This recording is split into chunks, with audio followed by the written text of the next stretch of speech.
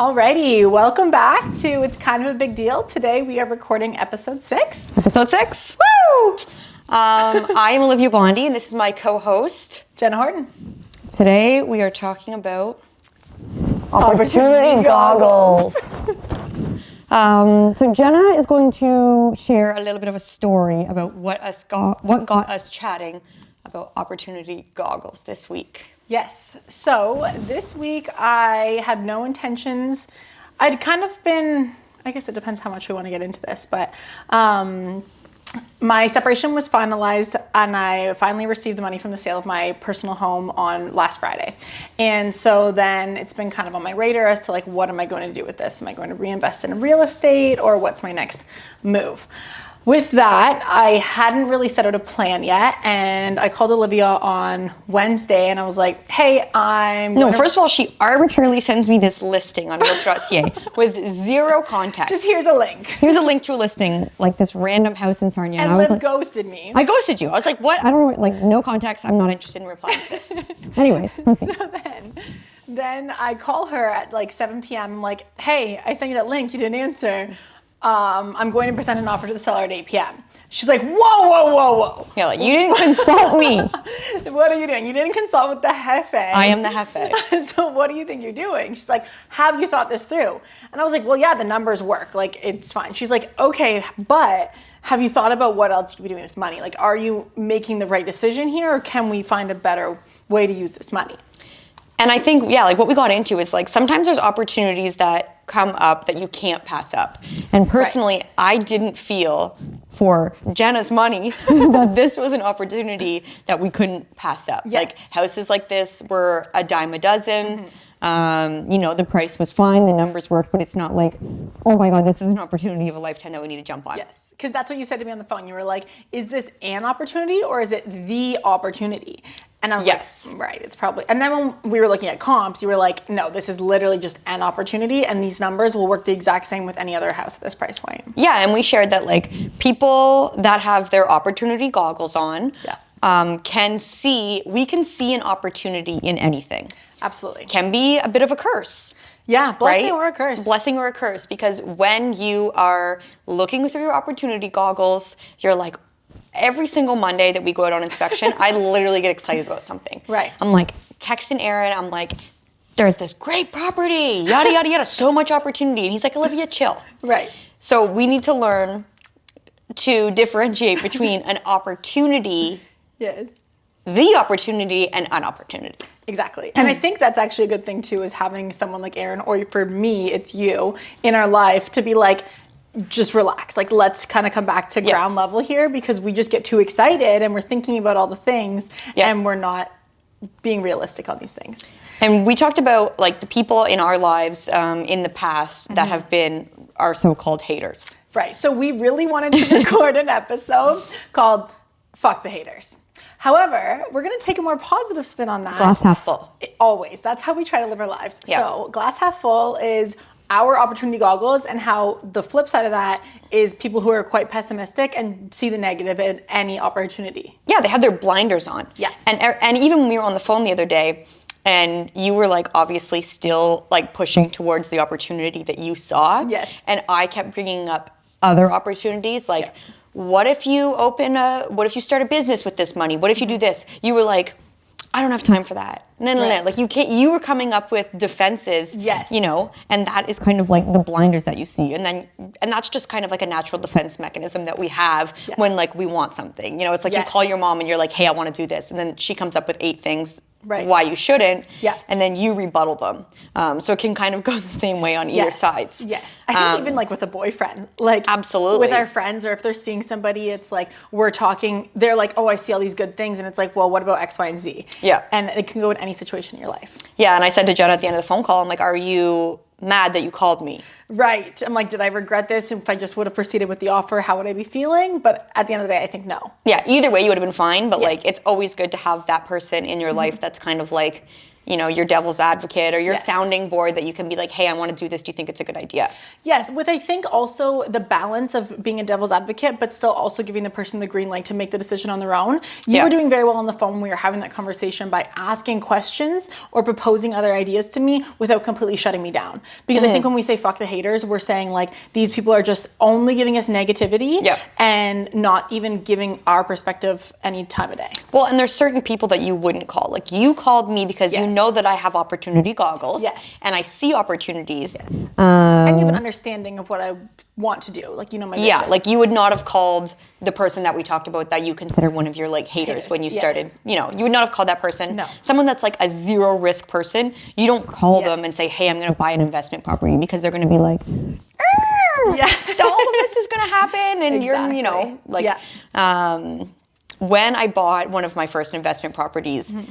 this person said to me, it was like a friend of mine's parents, they said, you will never make it out of this with your head above the water.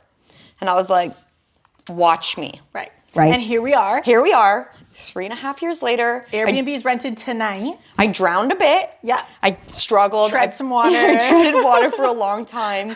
But yeah, now here we are. I have a building that, I've added hundreds of $1,000s of equity to and fully rented. I Cash have flowing. Cash flowing. I have an Airbnb guest in there tonight. And it's such a great use of, something that was like literally decrepit. Yeah, exactly. You're just bettering the community and then also taking such pride in your investment. And it took way longer than I anticipated. Right. Way longer. But you persevered and Yeah. proved this person wrong. Yeah. Which is incredible. Yeah. I don't care about that, but I love a challenge. Yes. Yes. And I hate when people tell me I can't do something. Yes. It just kind of adds fire. It adds fuel to the fire. Yes. Okay, so I think we'll also share I think with that, we should talk about your rental property in Petrolia. the triplex. Okay. Yes. So last year, there was a property that was coming up called Jenna, and I was like, hey, we're going to see this property. I need you to come with me. So there was like probably 5 or 6 agents that we all went through at the same time because the police had to be there because this person is like violent and Right. Big dog. Big, huge dog. Yeah, not balls cooperative. the size of Jenna's head, like huge dog. Aggressive. So the police had to be there, so everyone had to go through at the same time. Which was actually good because we got to see other people's perspective. Yeah, it was so Very great. different than It was ours. so great. So, mind you, like we had the property that I purchased 3 years ago Right. was like Similar. so similar and so spooky that like it set the bar. Like we're nothing really scares us. Like we went down this ladder into the basement that was like Right. Yeah, We didn't know if we'd come back up. we didn't know. So Jen and I are going through the property and we're like, wow, Yeah. this is half decent. Yeah. Like I could really see the potential here. This is not so scary. And everyone else is like speechless, like Getting out of the house as fast as they yeah, possibly like could. covering their nose, disgusted. And quickly, like in the parking lot, Jen and I are like, one of us has to buy this property. Yes. Like you Immediately got the mortgage broker on the phone. on the phone, crunching numbers, Yeah. like we need to buy this before it goes to market. Yeah. Regardless of like the fact that we were literally there with the OPP. And that was an opportunity that was like the opportunity. It was the opportunity, but we may not have seen it if we didn't have our opportunity goggles on. We would not have seen it if we didn't have our opportunity. We would have been like goggles on. all of those 6 other agents that were previewing this property and essentially running. Taking on calculated risk. Yes. And that was something that we did, right? Like as a part of that, I was like, okay, in buying this property, I'm gonna have to like fight tooth and nail with this guy for the next 8 to 12 months. And with that, I think too, like for you, that was calculated risk. That was less of a risk for you because in your other property, you would already experience landlord tenant board trials and issues there. So you had experience with that. That may not have been the same for somebody else. I knew exactly how much that was gonna cost me. And how much time that was going to take. Yes, because so the tenant had offered to pay him X amount of dollars, and the previous owner offered to split that with me. So they were like, okay, we want $10,000 and we'll leave. Right. For me, I knew that it was going to take me 8 months at $500 a month is his rent. And for me, I was like, no, like I'm not giving you a dime more than it will take me Right. to get you out because it's just not worth it to me. So that was something that, because I'd been through the process time and time again, I knew exactly what that was going to cost me, and I was able to factor that into the purchase Right. of the property and into my expenses, right? And it was still a good investment. Yeah, I'm like, oh, the mortgage is going to cost me this, the utilities are going to cost me this, and the eviction of this tenant is going to cost me this. Yeah. Something we don't always calculate when we do our calculated risk is the stress. Oh, the stress. and the time, The of, like, our safety, mental the safety of my family. Yeah. This guy posted on Facebook that my entire family was going to vanish. And this was as we were in Europe, just so happened to be drinking a beer, and at the similar time as he sent his message, Olivia's beer, the glass fell out, like it busted. It exploded. Yeah. It combusted. Just done. Yeah. Yeah. Dramatic effect. Dramatic effect. So yeah, stay tuned. Hopefully here next week. Hopefully here next week for episode 7. So I think something that we want to have our listeners ask themselves are you a risk taker? Right. And what comes to mind? What comes to mind for you when someone would ask you if you're a risk taker? I think because of the space that we're in and like doing this podcast and our job in real estate, like for me, when you ask if I'm a risk taker, I immediately think of investments. Like when I meet with my financial advisor, we're doing everything high risk. Yeah. And like we discussed prior to filming this was that because of our age, we have the ability to be high risk. If you're 65, 70 and you're approaching retirement, you can't take as many risks. Because you don't have as much time left in the market. Yeah. You need to retire. So for us, we can take the risk now and then hopefully that it pays off before we need to retire and then we can be a bit safer. But with that, some people, when they think, are you a risk taker? And then we got into quite some funny stories in this. But it could also be like essentially with your health or your life, like are you skydiving or are you not? That's a risk taker. Yeah, like I'll risk it to get the biscuit financially, but I am not jumping out of a plane. I think I will jump out of a plane at some point in my life. I won't. Ever? Like, no, when we were in Mexico and they were going Mexican skydiving, I was like, you have no will to live. Right. And to be clear, that was canceled because the plane was not safe. Multiple days in a row and they were still going to go. Oh my God. So yeah, no, I'm not but then again, I will, get myself into situations that definitely are high risk. Yeah, like I wouldn't tell my parents about some of the things. Yes, that you do that are risky. Yeah. But yeah, like I'm not jumping out of a plane. Maybe that's just because of my fear of heights. I don't know. But overall, you are also a risk taker. I'm definitely a risk taker. With investments. And we discussed this as well. Being self-employed or being a business owner, that's taking a risk. It is absolutely taking a risk. Yeah. And it will, something that like sometimes makes me lose sleep at night is it's always going to be a risk for us, right? Like when you're in a job that's like purely commission based or like in any of my other businesses that are small businesses. Yeah. Yeah. Like you're always going to be taking risk. Like we are never, ever going to have that like guaranteed paycheck. Right. And I think too, like with that is just also building the financial freedom so it becomes less of a risk because we're self-insuring by having other investments and having savings, and then that's going to be less of a risk. Yep. But I think it circles back to fuck the haters in the sense of they are likely 9 to 5 people.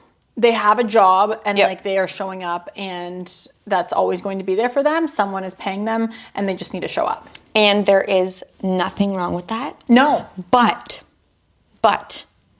your income is capped. Exactly. Yes. Right. And so that was what I said to Jenna. I said, okay, like we need to think outside the box. Yeah. And it was weird because I had just gone for lunch this week with someone that is very, very, very successful, and I wanted to get myself in front of them and just express my interest to grow my investment portfolio outside the box. Like I want to invest in some type of business or something that not everyone thinks about. Like, I mean, it's great for our business that everyone wants to be a landlord these days. Right. Right? Investing in real estate, it's good. It's great. It's like it's like the new investing in stocks.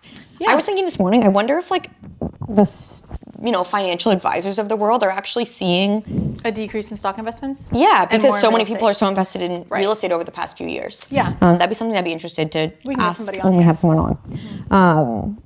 But surrounding yourself with people that are also wearing the opportunity goggles. Yeah. But are going to also present you with opportunities that are outside of the box. So I said to Jenna, like, your homework is to reach out to 5 people that you would consider successful and ask them, what would you do if you had this opportunity At this age.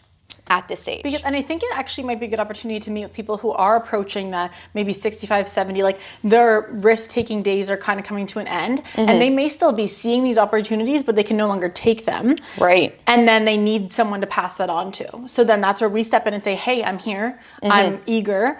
I'd like Yeah. to do this, right? If you meet someone that has a Yeah. business and they need a startup, or you meet Right. someone and like think of me, Right. like a good networking Yeah. opportunity. Yeah, exactly. So Jenna made her short list. Yeah, and I think too with that for us, it was really easy for me to name a few realtors who I'm like, oh, they've done great. But you need to think outside the box with that as well. It's like business owners. I don't know what else, but like people who have done it without being Yeah. a realtor. Yeah.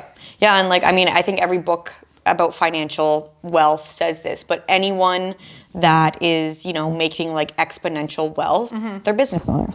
Yes, I Right. watched a reel on TikTok this morning, and it was saying that about like you're not going to become you're not going to have generational wealth without owning businesses or being some type of business owner. And sometimes that does look like owning real estate, right? Yeah, absolutely. Or that's a part of your portfolio, and you're diversifying among other things. Yeah. Right, people. So our homework for you guys Yeah. is to think about a few people in your life that you can ask the question, if you had X amount of dollars, and maybe that looks like $1,000. Absolutely. If Where you had do you start? $1,000, what would you do with it today? Yep. If you were my age. And I remember actually, this is probably 6 years ago, I was just getting into real estate, and my uncle had always been really good with his money, quite quiet about it. So that intrigued me to ask the question. And I think too, sometimes people are scared to talk about money, but it's okay. And what's the Yeah. worst they're going to say to you? Oh, I'm not comfortable having this conversation, and you move Yeah. on to the next person. Yeah. That's okay. Yeah, But it's probably not someone you want to have a conversation with. right. Exactly. Maybe they're not doing so well, and they don't want to talk about it, and that's why. Yeah, or they don't want to share their knowledge. Right, and Because we're they're not okay with gatekeeping. that. No, Yeah, no, no. we don't gatekeep. So I asked him, I was like, what should I do first? Or who should I call? Or who do you recommend as a financial advisor? And maybe that's even the first question Yeah. too, is like, who should I go to talk about this type of stuff? Yeah. Just get some referrals there. So fuck the haters. Fuck the haters. Put your opportunity goggles on and Yes. get yourself in situations where you're going to see opportunity, and don't be closed off to it. No, exactly. Right? Yeah. Even if you just investigate it fully and then you're like, oh, this isn't the opportunity for me. Yep. Be open-minded. And then you have gained some knowledge, and maybe you can share that with the next person. But yeah, being open-minded and a little bit of being scared to start is okay. But you just got to go for it. Go for it. Okay? See you guys next week.